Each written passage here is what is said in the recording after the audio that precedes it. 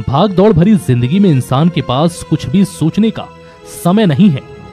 हमारा दिन रात काम करते और इधर उधर दौड़ते ही निकल जाता है और रात को थककर सो जाते हैं।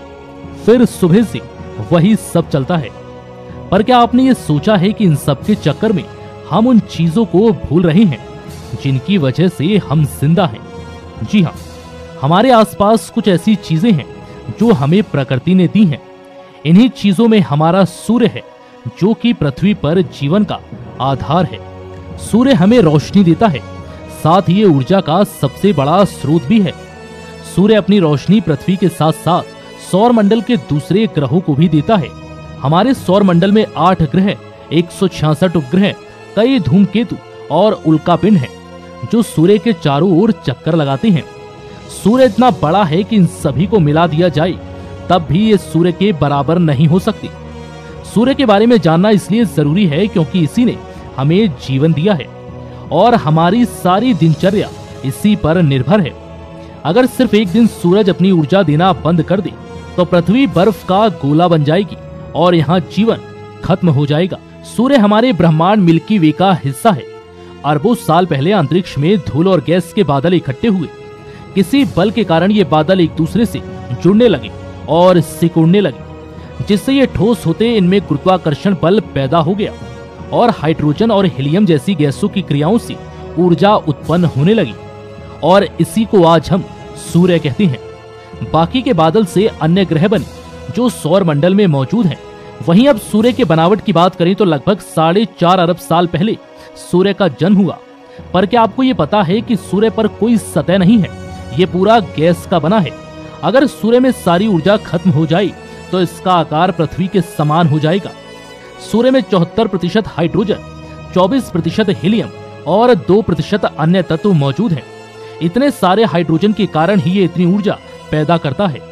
सूर्य का प्रकाश हमारी पृथ्वी तक पहुंचने में 8 मिनट 22 सेकंड का समय लेता है।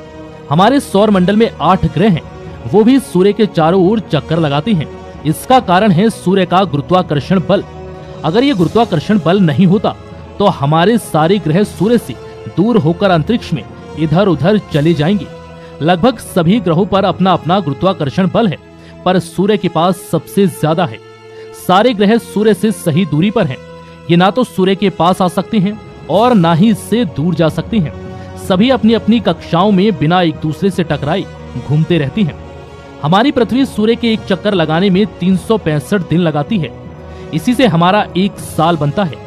पृथ्वी अपनी धुरी पर 24 घंटे में एक चक्कर पूरा करती है, जिससे एक दिन और एक रात बनते हैं। सौर मंडल के सारे 8 ग्रह और 166 उपग्रह, कई धूमकेतु और उल्कापिंड को मिला दिया जाए तो भी वो सूर्य के समान नहीं हो पाएंगे। वैज्ञानिकों के अनुसार सूर्य इतना बड़ा है कि इसमें 13 लाख पृथ्वियां समा सकती हैं। सूर्य का गुरुत्वाकर्षण पृथ्वी की तुलना में 28 गुना ज्यादा है। मतलब अगर पृथ्वी पर आपका वजन 50 किलो है तो सूर्य पर आपका वजन 1400 किलो होगा। प्रकृति का नियम ही ऐसा है कि हर बॉस का एक बॉस होता है। हमारे सौर मंडल के सभी ग्रह सूर्य का चक्कर लगाते हैं, तो सूर्य भी इन सभी ग्रहों को साथ में लेकर ब्लैक होल का चक्कर लगाता है। जी हाँ, हमारे गैलेक्सी में कई सारे सूर्य और उनके आसपास उनके ग्रह मौजूद हैं। इनमें से कई पर जीवन मौजूद हो सकता है।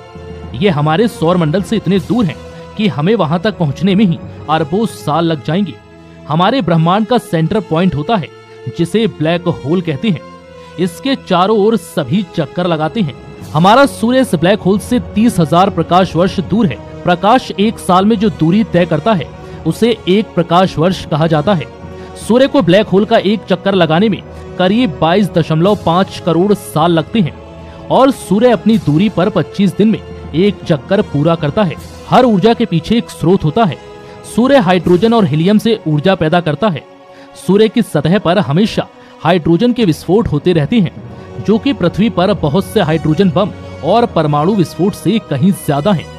सूर्य अपनी ऊर्जा अपने केंद्र से पैदा करता है। सूर्य से निकली ऊर्जा का 2 अरबवां हिस्सा ही पृथ्वी तक पहुंच पाता है, जिसमें से 15% अंतरिक्ष जाता है। बाकी बची ऊर्जा हमारे लिए होती है। सूर्य हमारे जीवन का आधार है।